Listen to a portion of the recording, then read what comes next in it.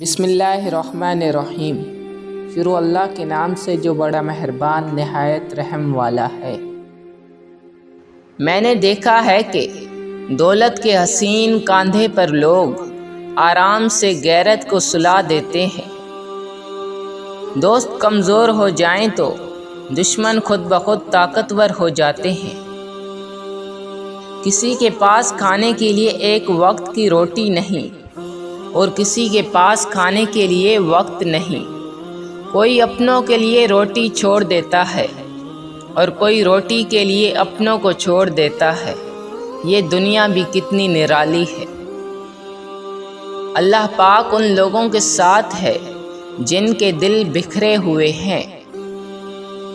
زندگی میں اگر دکھ ملیں تو گھبرانا نہیں چاہیے، کیونکہ ہر دکھ انسان کو سبق سکھانے کے لیے آتا ہے اور ہر سبق انسان کی زندگی کو بدل دیتا ہے۔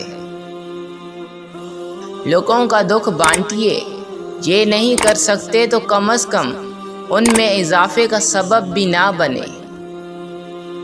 بد دعا دینے کے لیے زبان سے کچھ کہنے کی ضرورت نہیں ہوتی۔ کوئی تڑپ کر رو دے تو سمجھ لینا کہ کوئی بد دعا دے رہا ہے۔ کوئی کام شروع کرو تو کہو بسم اللہ، اس سے تمہارے کام میں برکت پڑ جائے گی۔ جو ساتھ ہے اس کی قدر نہیں، جو دور ہے اس کی تلاش ہے۔ خود کر لیا ہے اپنا سکون برباد، اب سب کہہ رہے ہیں سکون کی تلاش ہے۔